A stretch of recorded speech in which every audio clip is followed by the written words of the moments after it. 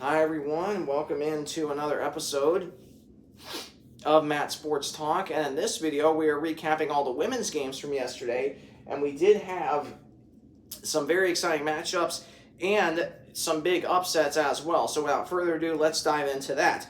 The first matchup takes us to Spring Arbor, where number 18 Spring Arbor hosted Mount Vernon Nazarene. Spring Arbor, no problem here, winning 75-35, and for Mount Vernon Nazarene, this is their season low in terms of offensive points, and they were held under 10 points in the first three quarters. Now, they did score 18 points in the fourth quarter, and looking up stats for Mount Vernon, they really struggled, shooting just 24 from the field, 20 from deep, and only 2 of 5 at the line for 40%. They also had 23 turnovers compared to only 12 for Spring Arbor, and you had 23 points off. Actually, you had.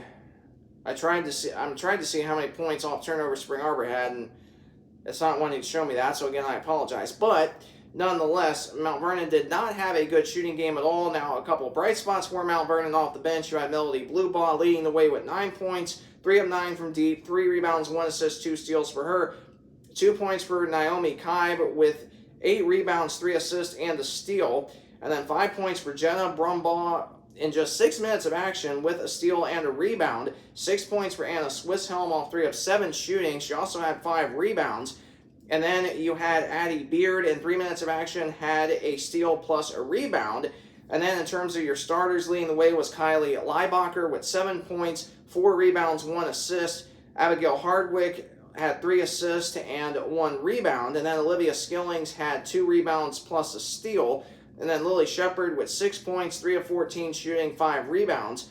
And Angela Roshak, 3 rebounds, 1 assist, and 2 blocks, though. And what's crazy for Mount Vernon is that 3 out of their 5 starters did not score, which is kind of crazy to think about. And then in terms of their bench, everybody on their bench scored except Addie Beard. So again, kind of crazy numbers there. And then Spring Arbor shot way better from the field at 42. They were slightly better from 3, albeit by not a lot, at 23, and way better at the free throw line, converting 19 out of 24 for 79. And leading the way for Spring Arbor, Megan Zeitz, 14 points, 4 of 10 shooting, 6 at the line, 5 rebounds, 2 assists, 3 steals, and a block. 7 points for Elena Kolesa off 3 of 3 shooting, 1 of 1 from deep, 2 assists and a steal for her. Only 2 points for Haven Chapman, which was a charity stripe, 2 rebounds plus a steal, 4 points for Emma Smyska. Now 2 of the 4 was at the free throw line, 4 rebounds, 2 assists, 2 steals for her, and 11 points for Ashley Weller, 4 of 7 shooting, 1 of 1 from deep. She also had 5 rebounds, 1 assist, and 1 steal.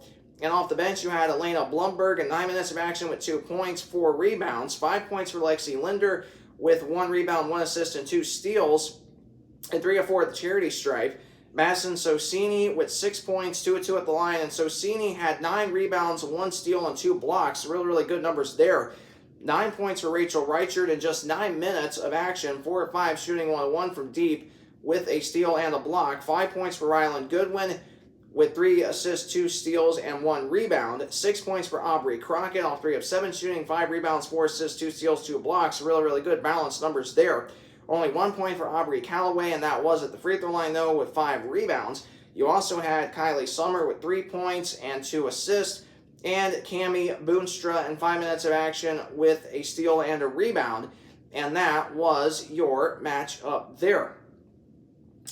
And our next matchup will take us to Huntington, Indiana, where the Foresters hosted Grace, and Huntington was looking for the season sweep, and they did achieve that. Now, this game was pretty close for 2.5 quarters, and then Huntington put the game away in the third and fourth quarter, outscoring the Lancers 22-16 in the third and 28-13 in the fourth. Huntington winning here 85-64, and they go to 11-1 on their home floor. So really, really good number. Really, really good to see that. And a couple of bright spots for Huntington yesterday. Well, 2 bright spots. One was junior center Liv Raby hit 1,000 career points yesterday off a career high day of 27 points. And not just that, but Kendra Sheets, the Saltmore point guard, had 16 assists, and that broke the record for most assists in a single game, and the previous record was 13. That was set way back in 2006. So a big congratulations to Kendra for that achievement. And looking at stats for Grace, Grace had some really good productive numbers. 17 points for Maddie Pointer. Now, 7 of the 17 were at the free throw line, though. She had 8 rebounds and 4 assists. 11 points for Morgan Hauk off 2 of 3 at the line. 4 of 17 shooting, 6 rebounds, 5 assists, 4 steals. 11 points for Braylon Terrell and 11 rebounds, so a double-double for her. 2 of 6 shooting from deep with 2 assists, 1 steal, and 4 blocks, though, so really, really good numbers there. 5 points for Becca Gert with 7 rebounds and a steal, and only 8 points for Emma Sperry, so kind of a shock to see this. She had 4 rebounds and 3 steals, though. And then off the bench, you had Abby Ritzema with 1 rebound in 3 minutes of action. You also had Kate Thomas, 1 minute of action, no statistics. Paula Fernandez, 1 minute of action, no statistics. Ava Yordi, 1 minute of action, no statistics. And Riley Wetz, in 7 minutes of action, did not score, but she did have 1 steal and 3 rebounds, though. And then Becca Longenbaugh really lit it up off the bench. 12 points, 4 of 10 shooting, which was all from beyond the arc, with 1 rebound. And the Lancers really struggled shooting at just 25 from the field, really struggled from 3 at 23, and they struggled all the way around, especially at the free throw line, converting just 11 out of 21 for 52%.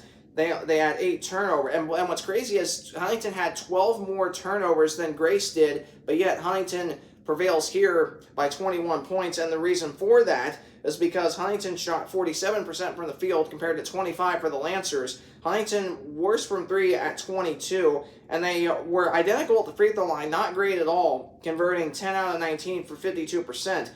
And then looking at stats for the home team, they had, again, really good productive numbers. 27 points for Liv Raby, 10 rebounds, so a double-double for her, 1 assist, 1 steal, 2 blocks. You also had 20 points for Addie Shank and 11 rebounds, so a double-double for her. She was 8 of 14 shooting, 3 of 5 at the line. She had 2 assists and a steal as well. And then you also had 18 points for Annika Nelson, 6 of 12 shooting, 3 of 5 from deep, 3 of 4 at the line with 4 rebounds, 1 steal, 1 block. And then I alluded to Kendra Sheets earlier on with hitting the assist record. She had 16 assists, 7.7 rebounds. And then you also had Tegan Akers, did not score, but she did have 10 rebounds though and 2 assists. And then off the bench, Izzy Shepard in 4 minutes of action did not score. 2 points for Peyton Hartsoe off the bench with 2 rebounds plus an assist. Only 4 points for Kendall Yoakum. Off the bench, she had 6 rebounds and 2 assists plus a steal. And 7 points for Lauren Merritt off the bench. 3 of 3 shooting with 8 rebounds. So really, really good to see that. And that was your matchup there. And our next matchup takes us to Goshen, Indiana, where number 4 Marion faced off against Goshen. Marion, no problem here. 75-36, the final score. They held Goshen to single digits in terms of scoring points in a quarter for 3 out of the 4 quarters. And leading the way for Marion, Abby McNally, 20 points, 8 rebounds, 8 of 13 shooting, 4 of 4 at the line with 1 steal and 1 block. 16 points for Madison Bailey and 10 rebounds, so a double-double for her. 6 of 11 shooting, 4 of 4 at the line, 5 assists, 5 steals, 1 block. And then you had Kylie McNally with 4 points. Now, 2 of the 4 were at the charity stripe, though. She had 3 assists, 3 steals, 1 block, 1 rebound. 7 points for Taylor Double, 3 of 3 at the line, 4 assists, 1 steal, 2 blocks, 3 rebounds. And then 10 points for Olivia Faust, 4 of 6 shooting, 2 of 3 from beyond the arc. So Faust gets back in the starting lineup. She had 3 rebounds, 2 assists, 1 steal. 3 rebounds, 2 assists, 1 steal, and 2 of 3 shooting from deep. So that's obviously really, really good. And then off the bench, Aubrey Frank with 3 points in 8 minutes of action with a rebound. And then you also had Kennedy Coleman in 10 minutes of action with a steal and a block. And then Emma Simpson, 9 minutes of action, did not score, but she had 3 rebounds, 1 assist, 1 steal, though. In 2 minutes of action, Violet Shuluga did not score, but she had a rebound plus an assist. Zoe Wheeler did not score, but she had 2 rebounds, 2 assists, 1 steal, 1 block. 1 point for Eva Fisher in 10 minutes of action. That was a charity strike. 3 rebounds, 1 assist for her. And then you had Emily Grimm, 2 points with 6 rebounds and a block. And then 12 points off the bench for Kenna Kirby, 5 of 7 shooting, 2 of 2 from deep, 5 steals, 1 block, and 3 rebounds. And Marion shot 45 from the field, 38 from 3, and really good at the free throw line, converting 16 out of 19 for 84%. Meanwhile, for the Maple Leafs, they shot way worse from the field at 23, way worse from 3 at 29, and way worse at the free throw line, converting just 3 out of 10 for 30%. This is 4 straight games that the Lady Maple Leafs have shot 50% or lower at the charity stripe. And looking at the stats for the Maple Leafs, you had 7 rebounds, 1 block from Luke Morales. She did not score. No scoring either from Nyasa Goss, but she had 1 assist, 1 rebound though. 2 points for Kyla Smith with a block. And then you had Lillian Dahl with 4 points, 2 rebounds, 3 assists, 3 steals. 6 points for Kyla Foster with 10 rebounds, 4 assists, and 2 steals though. 3 points off the bench for Palacia Izom with 2 steals, 2 rebounds. 11 points for Ava Eagle, 4 of 11 shooting, 2 of 4 from deep, 2 rebounds, and 3 steals. 3 points for Sarah Elfrey with 3 rebounds, 1 steal, and 3 blocks. And then 7 points for Carrie Heiler with 2 steals and 1 assist. And that was your matchup there. The next matchup takes us to Upland, Indiana, where Receiving Votes Taylor hosted Bethel. And this was the one of the 2 major upsets on the day. Bethel with a humongous upset here, 93-70, and for Taylor, you know, they're on the verge now of not making the national tournament after getting out to such a great start, and it's just absolutely crazy that the Pilots were able to upset them. And this is the Pilots' first win against the Trojans in 3 years. So this is just absolutely amazing. And the Pilots had some really, really good productive scoring. 29 points for Jasmine Smith, 12 of 13 shooting, 10 rebounds, so a double-double for her, 1 assist, 2 steals, and a block. 9 points for Mariah Claywell. She did struggle shooting, but she was 3 of 4 at the charity stripe, though. 4 rebounds, 7 assists, and a steal. And then you had Isabel No, who did not score, but she did have 10 assists, 2 steals, and 5 rebounds, though. 12 points for Isabel Scales. Now, 7 of the 12 were at the charity stripe, though. She also had 7 rebounds, 1 assist, and 2 steals. And then Olivia Nickerson just lit it up for the Pilots. 24 points, 8 of 11 shooting, 6 of 9 from beyond the arc. 2 of 2 at the line with 1 rebound and 1 assist. Off the bench, Hannah Ruddle, 4 points, 2 of 3 shooting with 2 rebounds plus an assist. 3 points for Jocelyn Marshall with 2 rebounds, 2 assists. 7 points for Justice Williams, 3 of 5 shooting, 1 of 2 from deep with a rebound. 5 points for Love Rain Gaskins in 8 minutes of action, 3 of 5 at the line, 1 of 1 from the floor. 3 rebounds for her, and then Dominique Stilley, 3 minutes of action, did not score. And the Pilots were red hot from the field at 55, really good from 3 at 40, and decent at the free throw line, converting 20 out of 27 for 74%. The Trojans, though, shot worse from the field at 42, but still not too terribly bad. They were worse from 3 at 28, and way worse at the free throw line, converting 10 out of 17 for just 58%. And the one bright spot for the Trojans was Casey Werfel, had 21 points. No surprise here. The freshman just continues to play really, really well this year. She's shooting 60% from the field so far this year, so big congratulations to her. 8 of 13 shooting yesterday, 2 of 5 from beyond the arc, 3 of 4 at the charity stripe, 3 rebounds, 1 assist for her. Only 5 points for Maddie Allen with 5 rebounds plus an assist. 5 points for Emma Anselit with 4 rebounds, 4 assists, 3 steals, 1 block. You also had 13 points for Quinn Kelly off 5 of 10 shooting, 1 of 1 from deep, 2 of 2 at the line, 5 rebounds, 2 assists, 1 steal, 1 block. And you had only 5 points for Selena Blount, but she had 5 rebounds and a steal and a block, though. Off the bench, Emma Full with 7 points. She had 2 rebounds, 5 assists, 2 steals, 3 points for Kendall Seitzema with 1 rebound. 2 points off the bench for Katie Moyer in just 2 minutes of action with an assist. And then Callie Almond, 3 minutes, no statistics. Marissa Trout, 5 points, 2 of 4 shooting, 1 of 1 from deep with a steal, an assist, and a rebound. And then Kaylin Bunch in 8 minutes of action did not score, but she had 1 block and 1 rebound, though. And then Micaiah Musselman in 4 minutes of action, 4 points, 2 of 3 shooting. And that was your matchup there. The final matchup takes us to Fort Wayne, Indiana, where Receiving Votes Indiana Wesleyan faced off against number 6 St. Francis. And the Wildcats prevailing here, and the second biggest upset of the day, 60-58, the final score. They have, for the first time since the 2023/24 season, they sweep St. Francis, and in both meetings this year, they hand St. Francis not only their first loss of the year and not only their first conference loss of the year, but with yesterday's win, they hand St. Francis their very first home loss of the year. And so really amazing to see that. And especially for the Wildcats, they have just played really well these last several games. Now, looking at the stats for the Wildcats, you had 18 points for Emily Mattingly. Boy, what a difference she's made. 7 of 16 shooting, 2 of 2 at the line, 8 rebounds, 3 assists for her. 9 points for Kylie Bettinger, 3 of 7 shooting with 3 rebounds. 5 points for Jade Hovey, but she had 6 rebounds, 5 assists, and 2 steals, though. And then 11 points for Ayla Krieger, 4 of 9 shooting, 3 of 6 from deep, 3 rebounds, 3 assists, and a block as well. Addie Hovey, 9 points, 4 of 6 shooting, 1 of 3 from deep, 8 rebounds, 2 assists, and a block. And off the bench, 3 points for Tori Thompson and 12 minutes of action plus an assist. 3 points for Corinne Grivey, 1 of 1 shooting from deep, 1 of 2 shooting from the floor. 1 rebound, 2 steals for her. 2 points for Mila Browning in just 4 minutes of action with a rebound. And then Ellie Kelleher in 8 minutes of action did not have any statistics. And the Wildcats, for the second time this year against St. Francis, 47 from the field, 41 from 3. So they have just shot really, really well against St. Francis both times this year. 2 of 2 at the line for obviously 100%. Meanwhile, for St. Francis, they didn't shoot bad either from the field at 46. They were worse from 3 at 30%. So there's your big difference there. And both teams did not get to the free throw line all that much. St. Francis got to the line 5 times, converted 4 of those for 80%.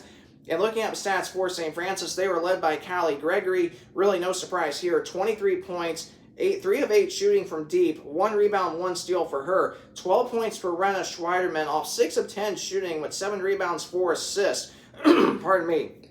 And then you had 6 points for Isabella Gizzi. Now 4 of the 6 were at the free throw line, though. She had 4 rebounds, 2 assists, 2 steals as well. 6 points for Taylor Fordyce, 2 of 3 from deep, 3 rebounds, 4 assists, 4 steals, 1 blocks. Really, really good numbers there. 7 points for Julia Mantala with 2 rebounds plus a steal. And off the bench, Samaya Stout with 4 points in 16 minutes of action. Then Emma Royst in 6 minutes of action had a rebound. And that was your matchup there. And that concludes recapping all the games from yesterday. And then looking ahead to the games Wednesday, Mount Vernon Nazarene will be at number 5 Marion. Number 6 St. Francis will be at Bethel. Spring Arbor will be at Grace. Number 18 Spring Arbor, I should say, will be at Grace. You'll have receiving votes Taylor at Goshen, and then receiving votes Huntington at receiving votes Indiana Wesleyan. On Wednesday night, the Wildcats will be looking to avoid a season sweep against the Lady Forcers. The last time that happened was the 2018-19 season when the Wildcats got swept. So the Wildcats are going to be looking to avenge a 17-point loss against the Lady Foresters the first go-around at Huntington. I'll be at that game Wednesday night. It should be an awesome, awesome game, and hopefully the Wildcats will get back or will continue to get into the win column. They've won 4 straight games now, which is the most games that they have won all season. And just in the span of 1 month, of course, 1 month ago, they were 2-3 after losing to Spring Arbor at home. Since then, the Wildcats have gone 5-2 since then. Their only losses coming to that surprising home loss against Grace January 10th, and then the road loss at Marion back on January 14th. But outside of that, the Wildcats have ran the table in the conference, and of course they picked up the big win against Taylor at home last Wednesday, and then of course the massive upset yesterday at St. Francis. So this is a Wildcat team that I honestly think that they are easily in contention for a top 5 finish right now. Now obviously Taylor and Bethel are still right on their heels, looking to get up into that number 5 spot. Now, in terms of national tournament seeding for the Wildcats, I would say that the win yesterday definitely helps them. But to me, I'm kind of unsure right now if they've done enough to make the national tournament. And I don't mean that in a bad way. I'm not trying to, not trying to, talk bad about any of the teams, and not trying to talk bad about, the Wildcats, since they're my favorite team and I've rooted for them for 4 years. But to me, I just don't think at this point they've done quite enough to get into a national tournament. Now, obviously, I could be wrong on that. I'm not the selection committee. I don't know everything that the selection committee knows. But, I still pay attention to the RPI, the Massey rating, the ARC, the quad records, which, again, all those will be coming out tomorrow and Tuesday, respectively, meaning the RPI, ARC, and quad records. So I'll be recording videos going over all of that. So, again, make sure that you stay tuned for that. And that'll be coming your way tomorrow and Tuesday, respectively. So it's going to be interesting to see how all that plays out. And I think most importantly for the Wildcats moving forward, I just think that they need to keep playing hard, keep having fun. Don't worry about anything else. Don't worry about postseason play, what seed you're going to be, what team you're going to play. Don't worry about all of that. Don't worry about, don't be like, well, oh my God, are we going to make the national tournament? I would not worry about that if I were the Lady Wildcats. I would just do my best, and try to win as many games as you can. And not just that, but most importantly, obviously, do it all for the glory of God, most of all. But also, try to keep building momentum heading into next season. When you know that you're going to be a lot better next year, you're going to have way more scoring available next year with the recruiting class you'll have coming in, and you'll be getting a lot more size, especially for forwards and centers playing down low in the low block as well as the post. So obviously, that's a bright spot for the Wildcats, and I think right now that they are definitely building momentum heading into next year, when I honestly think they could easily make another super deep national tournament run, just like what we saw last year. I really think that's on the table next year, and I love seeing what they're doing right now, playing hard, and they've literally turned the season around right now, picking up some excellent wins, and they need to continue to do that. That's for sure. And again, if they end up making the national tournament, I think they probably need 2 more wins against the better teams, meaning probably 2 wins against either Huntington, or 2 wins between Huntington, Spring Arbor, Marion, and Bethel. I think the Wildcats need two of those games out of those teams that I mentioned, while at the same time picking up wins at home against Mount Vernon Nazarene coming up on Wednesday, February 11th, and then beating Grace College on the road February 14th. I really think those 2 games at that point are must-win games for the Wildcats, while at the same time trying to pick up 2 others between Huntington Wednesday, Spring Arbor next Saturday, and then Marion at home Wednesday, February 18th, and Bethel at home on Senior Day, February 21st. So it's going to be interesting to see how all that plays out. That's for sure. So if you did enjoy this video, please either like, comment, or subscribe. Any one of those options helps me out greatly. I appreciate any feedback that you may provide me, and please keep subscribing to the channel. My goal is to hit 500 subscribers by the end of December of this year, so make sure that you subscribe. So lastly, real quick, going over the updated standings, Marion and St. Francis tied for the number 1 seed now at 10-2 in the conference. Spring Arbor 1 game behind at 9-3. Spring Arbor the 3 seed, Huntington the 4 seed at 8-4, Indiana Wesleyan now solely the 5 seed at 7-5, Taylor and Bethel tied for the 6 and 7 seed respectively at 6-6, and they have a 4-game lead over Grace and Mount Vernon Nazarene, Grace and Mount Vernon Nazarene are tied for the 8 seed right now, but that tiebreaker does favor Grace right now because of the upset win over the Wildcats. And then Goshen 0-12, 2 games out of a playoff spot. So that's an updated view of the standings. So Taylor and Bethel looking really good to at least lock no worse than the 7 seed, with either 2 more wins and or 2 more losses between Grace and Mount Vernon Nazarene. The same thing for the Wildcats. The Wildcats would lock at worst no worse than the 7 seed, with either 1 more win and or 1 more Grace and Mount Vernon Nazarene loss. So again, playoffs are almost here with 6 games to go. It's definitely getting tight. And of course, I'm not going to talk about any postseason projections right now in terms of the playoff seeding because it's too wide open right now. So it'll be interesting, again, to see how all that plays out. So thanks again for tuning into this video, and I really appreciate you taking the time to watch. And again, please stay tuned tomorrow when I go over the updated RPI and ARC numbers with you, and then the updated quad records on Tuesday as well. Thanks for tuning into this video. Have a great rest of your day, and I will see you tomorrow for more of Matt's Sports Talk. It's going to be awesome. So thanks so much again for watching, and God bless.